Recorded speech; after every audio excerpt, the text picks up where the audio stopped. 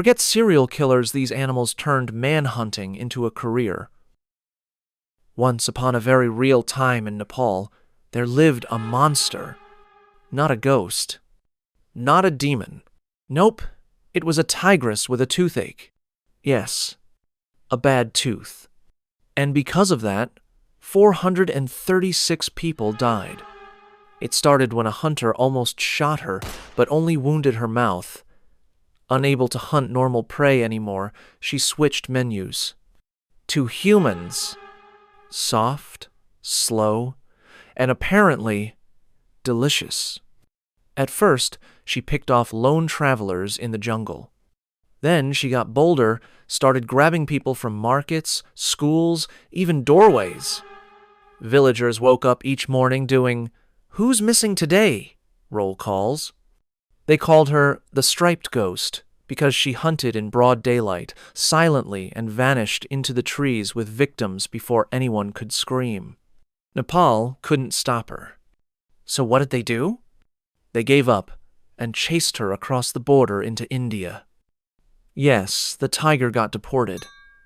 In India, she continued her people-snacking habits, reaching over 400 kills, and that's when Jim Corbett stepped in hunter, legend, possibly part tiger himself.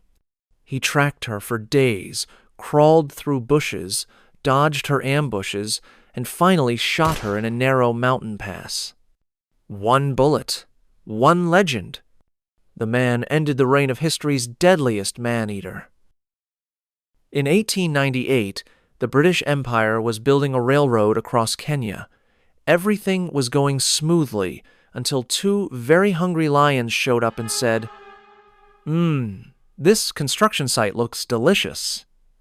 These lions weren't ordinary. They had no manes, looked like ghosts in the night, and apparently thought humans were the tastiest meal on the savannah. At first, the workers thought people were just wandering off.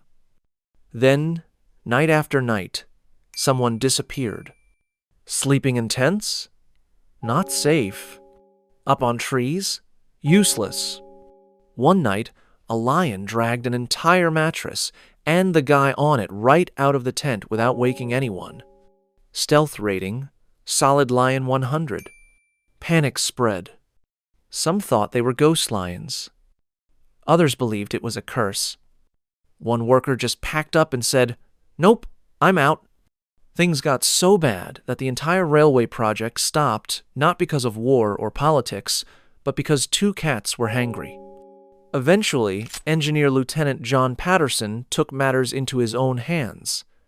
He camped, hunted, and after several sleepless nights, shot both lions. Not before they allegedly killed between 30 to 135 people. The lions were later stuffed and put on display at the Field Museum in Chicago. To this day, they sit there mouths wide open, reminding everyone that even history's deadliest predators sometimes just hate railroads. In Burundi, near the mysterious Lake Tanganyika, a place with beautiful sunsets and zero Wi-Fi lived, a crocodile so massive, villagers call him the water demon. His name? GUSTAVE. He's not your average croc. Over 20 feet long, weighs a ton, and has battle scars like he fought 3 hippos and walked away bored. Locals say, he doesn't swim. He glides, like a submarine with attitude. But here's the kicker. GUSTAVE is picky. He doesn't eat fish, doesn't care for birds. One time, someone threw meat in the water GUSTAVE surfaced, splashed it away, and disappeared like he was offended. He's blamed for over 200 human deaths, and weirdly, he seems to have preferences. Targets people in red shirts. Avoids those who sing. Never attacks tourists with cameras. He's brand conscious, clearly. A film crew once tried to trap him. They built a giant steel cage, added night vision cameras, and used a fat goat as bait. Night falls, GUSTAVE arrives, looks at the goat, looks at the camera, and walks away. This is low-budget bait. I eat people. Respect my taste. To this day, no one has ever captured him. No one has clear footage, no selfies, nothing. He's either dead or he's watching. Some fishermen still whisper, "I saw glowing yellow eyes, and then the water went still." So remember, GUSTAVE, not just a crocodile, a legend, a lifestyle, a nightmare in HD. In early 1900s India, something terrifying prowled the forests of Kumaon. It didn't roar. It didn't growl. But if you heard the faintest rustle in the grass at night, too late. You were already dinner. Meet the panther leopard, one of the deadliest man-eaters in history, with a kill count of over 400 humans. And the craziest part? It wasn't evil, it was just practical. You see, this leopard got injured by a clumsy human hunter. With a bullet wound and bad leg, chasing deer and goats became hard work. So it decided, you know what's easier than chasing deer? Humans. They walk slow and taste like chicken. But this wasn't a brute force killer.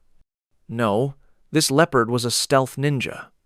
It stalked villagers for days, snuck into huts at night, dragged people away without a sound, sometimes without leaving blood or footprints. Villagers were terrified. Some refused to walk alone. Others slept in baskets tied to trees. Even local officials were like, "Yeah, no thanks." Enter Jim Corbett, legendary hunter/leopard therapist. He tracked the beast for weeks, sleeping in the jungle, sipping tea with lizards, and pretending to be bait. One night he saw it. Glowing eyes, quiet breath, like death itself sniffing the air. One shot. Silence. Victory. The leopard was dead. Jim was a hero. And villagers could finally sleep in their beds, or at least not in tree baskets. Moral of the story? Don't injure a leopard and leave it alive. It will switch species out of spite. Hokkaido, Japan, winter of 1915. Snow was falling, the wind was freezing, and the people of Sankabetsu village just wanted to stay under the blanket. But their biggest winter problem wasn't the flu. It was a massive, fur-covered, refrigerator-sized bear that had decided, "Forget berries, I'm hungry for something, meatier." At first, the bear just lurked at the edge of the forest, sniffing around like a food critic. But on the 9th of December, it made its move, smashing into a small house where only a mother and her baby were home. Yes. The bear kicked down the door like it was auditioning for a martial arts movie, and what followed was a dinner scene straight out of a horror film. The villagers panicked.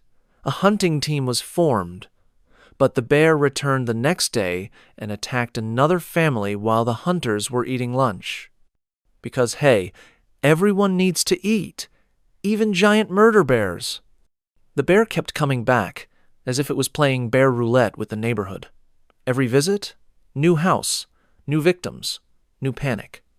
Eventually, the town brought in a legendary hunter named Yamamoto, armed with a rifle, silver bullets, and a deep hatred for anything that ruined his afternoon drinking. After days of tracking, he shot and killed the bear on the 14th of December. The final toll: 7 people dead, a village traumatized, and one extremely fat bear no longer hungry. The bear was nearly 3 meters tall and weighed over 350 kilograms. The villagers were so shaken, they built a shrine to pray the bear never reincarnates. It was 1945, near the end of World War II. The British were advancing across Southeast Asia, and one of their strategic targets was Ramree Island, Myanmar.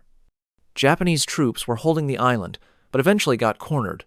With the British pressing in from all sides, they made a desperate move. They tried to escape through Ramree Swamp. Big mistake. Let's talk about this swamp. Ramree Swamp wasn't your average puddle.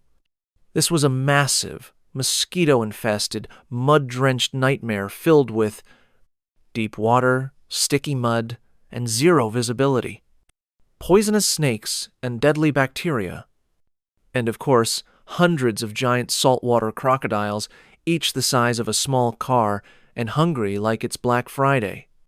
Then came the night. About 1,000 Japanese soldiers entered the swamp. At first, splash, splash, bug buzz, minor swearing. But soon after, screams, gunshots, silence. And then, snap! Not your usual snack sound. British troops nearby reported hearing horrifying screams and bizarre thrashing in the distance. They couldn't do anything but listen as nature did what it does best: clean up the battlefield in the most brutal way possible. By sunrise, only around 20 soldiers came out. They were half drowned, covered in mud, and looked like they'd seen prehistoric horror. The legacy? A record-breaking nightmare. Guinness World Records officially logged it as the deadliest animal attack on humans ever, though modern historians debate the number. Still, all agree. If you're cornered in a war, and the only way out is through a swamp full of dinosaur-level predators, it's okay to just surrender. And to this day, Ramree is no longer just an island. It's the perfect metaphor for a decision that sounded smart but ended with something eating your legs. India, 1910s. In the sacred hills of Rudraprayag, where pilgrims came to pray for peace and blessings, something else was praying too. A man-eating leopard. But this wasn't just any leopard. It didn't roar. It didn't chase. It just sneaked in at night, dragged people out of their homes, and vanished. Locals called it the ghost that climbs roofs. With over 125 confirmed victims, it became a national terror. Why would a leopard eat people? Historians believe it was injured by a trap or gunshot, making it too slow to hunt wild animals. And like any lazy predator, it discovered that humans are slower, softer, and way easier to catch during nap time. The villagers panicked. People slept on rooftops. They lit bonfires every night like it was a camping trip in a horror movie. Doors were locked, then barricaded, then double-locked. Still, the leopard came. Who stopped it? The legend, Jim Corbett, hunter of man-eaters, friend of forests. Armed with patience, a rifle, and probably instant noodles, he tracked the beast for over a year. Finally, in 1926, Corbett shot the leopard with a single bullet. The nightmare ended. Locals cheered. The leopard? Stuffed and placed in a museum where it now silently judges tourists. The moral of the story: the deadliest killers are often the quietest. And if you're ever sleeping near the Himalayas, close your windows. You never know who's watching.